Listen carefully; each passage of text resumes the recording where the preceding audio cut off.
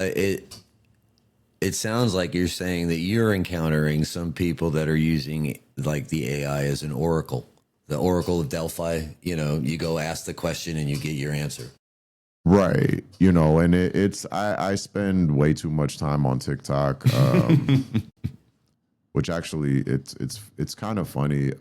I see this sentiment on TikTok all the time that like somebody will post something and nobody knows what they're talking about, and then they'll say something along the lines of, "Well, I'm employed. Can somebody please explain this to me?" The reason why I find that funny is because probably 95% of my TikTok scrolling is at work.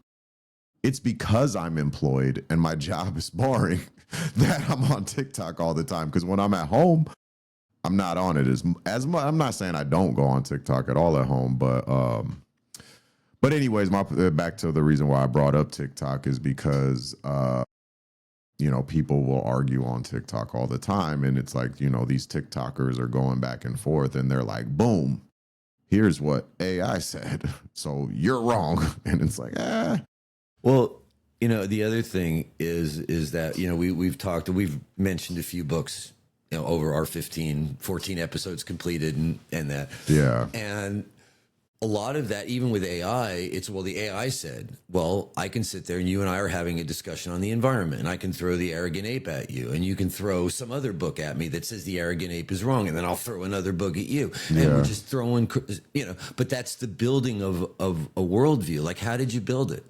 Right. What did you build it from? Right. You're going to be 45 soon. I'm, 69 now. And I built my worldview by reading books and going to school at certain times. And those books were the books that, as I was looking at the world, or when my parents took me to the library, that appealed to me, right? So my worldview grew out of that, and then my experience in the world. But somebody else born at the same time, going to the same library, grabbed different books, and they built a slightly different worldview, right? Out of that. And if I became the humanist and they stayed on the theological side of the thing,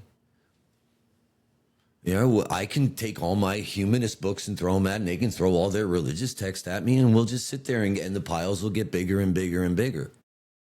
If that's all we're willing to do. And that goes back to your echo chamber, which sometimes the way you were describing it almost sounded like you were really talking about what they call an epistemic bubble, where you don't listen to anybody who doesn't believe what you believe.